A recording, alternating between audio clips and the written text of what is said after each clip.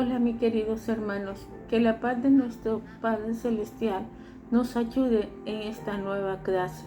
Vamos a hablar de un pueblo justo, Éxodo 21 del 1 al 23, 9. Ninguno de nosotros fue hecho para vivir solos. Todos necesitamos el compañerismo de nuestros semejantes y relacionarnos diariamente con los demás. Dios hizo al hombre un ser totalmente social. El que diga esto, lo contrario, es una mentira. Uno de los principales problemas que el hombre enfrenta en la sociedad es la soledad. A pesar de elevados desarrollos que ha alcanzado los medios de comunicación social, el hombre se siente solo frente a un mundo abrumador. Una de las causas de esta soledad es la presión social que sufrimos, el deseo de salir adelante. Muchas veces aprovechamos cuanta oportunidad se nos presenta para sacarle jugo a la vida, sin importarnos las consecuencias para los demás.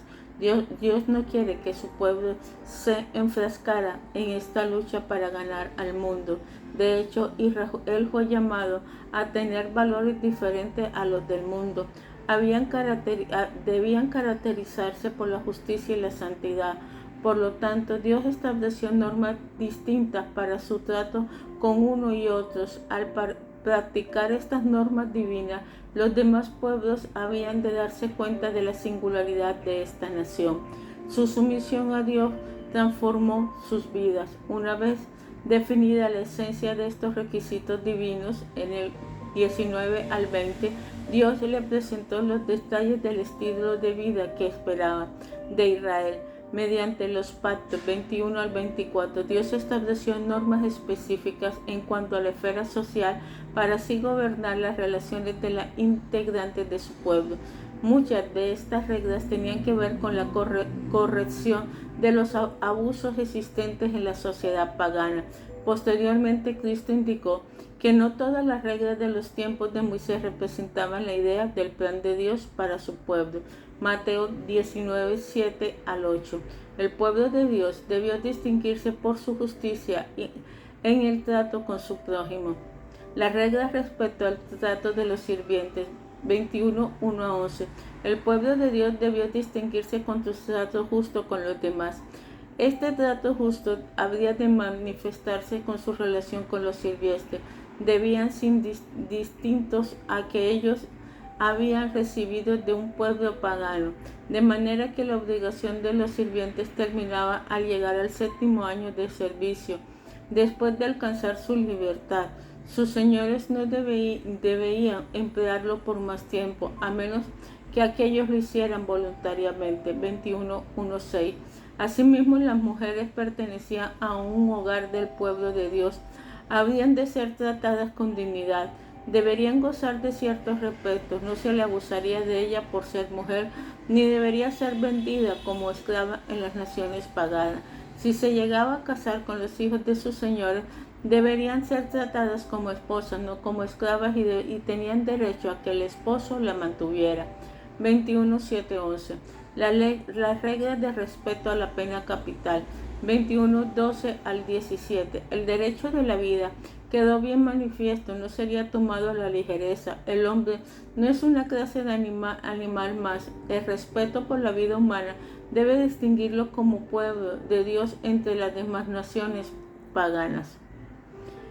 En aquellos tiempos, cualquier tipo de homicidio intencional debería ser castigado con la muerte. 21:12 al 14. No obstante, las nuevas reglas provenían de un hogar donde los acusados hallaban seguridad. Este sitio las protegía de la venganza injusta de los familiares de la víctima. Sin embargo, el comprobarse su culpabilidad debería ser sacado de allí para aplicarle la pena máxima. El pueblo de Dios debe distinguirse por su reconocimiento al valor de la vida. Algunos otros delitos deberían ser sancionados con la muerte del culpable. 21 del 15 al 17. Tales ofensas consistían en casos como de que alguien intencionalmente hiera a su padre o a su madre, o que secuestrara a otro, incluso con un hijo de rebelde e irrespetuoso que maldijera a sus padres. Las reglas con respecto a la restitución de daños físicos, 21 del 18 al 36. Existían otras ofensas que no ameritaban la pena capital, sin embargo el pueblo debería tratarla y administrarla como compensación adecuada. La regla básica era que el castigo debería asignarse conforme a la naturaleza de la ofensa. Al principio de ojo por ojo se aplicaba como el criterio fundamental. El abuso físico directo, 21:18 al 27.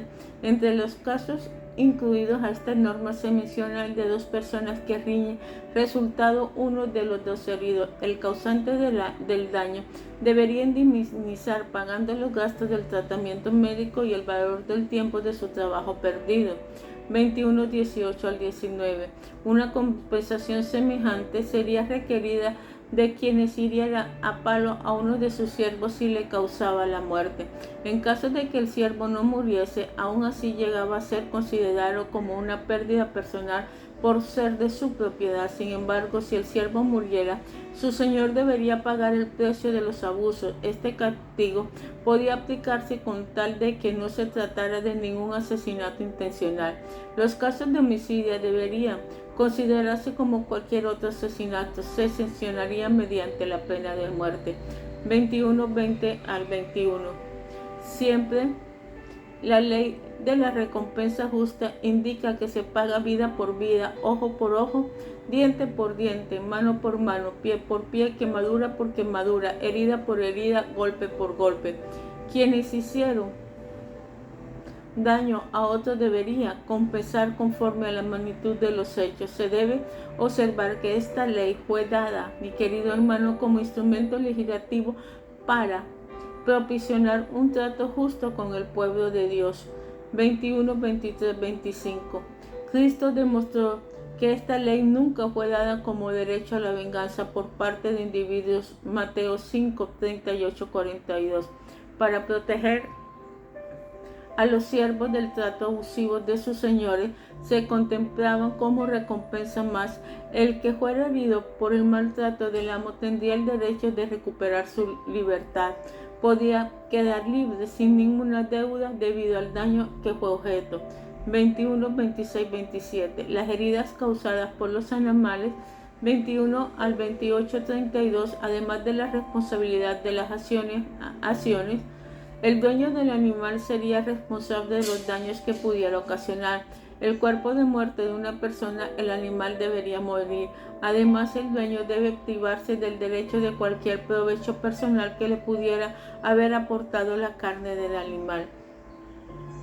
Esta sería la forma de compensación por el daño causado. Si el dueño se negara a sacrificarlo y el incidente volviera a suceder, él sería igualmente culpable. Se le consideraría responsable de la muerte de la víctima. Había que pagar vida por vida. El daño causado por los animales de otros, 21, 33 al 36. Asimismo, el daño de un animal debería ser indemnizado si por negligencia de un tercero sufría la pérdida del mismo. En el caso de que un animal dañara a otro, era necesario dividir lo que quedaba de los dos en la forma más justa. En el pueblo de Dios, quien daña a otro debe compensarle conforme al daño hecho. Razona, mi querido hermano. La iglesia no es una nación. Las leyes nacionales para el pueblo de Dios ya no gobiernan nuestra vida de la misma manera. Al vivir en otras naciones, las leyes de la república en la cual vivimos nos rigen. De cualquier modo, las normas divinas todavía revelan la justicia de Dios. Puede servir como un guía a través de la cual nosotros podemos aceptar nuestras responsabilidades personales en cuanto a los daños que pudiéramos ocasionar a nuestro semejante. Muchas veces el dañar a otro hacemos todo lo posible para no aceptar nuestra responsabilidad y por supuesto cualquier pérdida personal conforme a las normas que Dios reveló a su pueblo Israel. ¿Cómo debemos responder a esta situación? Señala los principios de justicia divina que debemos aplicar a nuestra vida en tales casos. Respeto a la restitución de las posesiones. Se establecieron normas para identificar a los afectados en caso de robo. Las compensaciones deberían ser lo suficientemente elevadas como para desanimar a los posibles ladrones. 22.1.4. Aquel que por negligencia llegara a dañar o a perder lo que perteneciera a otra persona debería responderle con su equivalente de entre lo mejor que se halla a su disposición. 22.4.8. Respecto a los casos de fraude, los casos serían presentados ante los jueces. Quienes se hallan culpables de tomar lo ajeno tendrían que pagar el doble como compensación. 22.9. En el caso de que algún animal encomendado al cuidado de otro sujeto sufriera daño y el cuidador no pudiera hacer nada para prevenirlo, este no sería responsable. Mas si la pérdida fuera por causa de su negligencia, el responsable tenía que reponer el precio del animal ante el dueño. 22.10.13. En los casos en que los animales hubieran sido prestados, quienes lo prestaran serían los responsables de lo que pudiera suceder, a no ser que el dueño tuviera presente el momento de ocurrir la pérdida. La única excepción se daba en los casos de los animales alquilados. La posibilidad de pérdida es un riesgo que acompaña el alquiler de algo. De ahí que en tales casos los que reciben en alquiler tampoco se consideraban culpables en caso de daño. 22.14.15. El propósito de todas estas reglas era el de establecer justicia entre las naciones del pueblo de Dios. Quedaba bien claro que aquel que fuera responsable de causar daño en perjuicio a otros debería compensarlo de una manera justa. Revisemos de nuevo las leyes de compensación que habría que aplicar entre el pueblo de Israel en cuanto a la pérdida de las posesiones. ¿Qué principios debe usted poner en práctica en la base de estas normas? ¿Qué debe hacer para establecer principios de justicia en nuestro trato para con el prójimo? Las reglas respecto a las obligaciones sociales y morales. 22.16.31. Dios estableció normas para regir la vida personal, moral y social de su pueblo. No se te vaya a olvidar.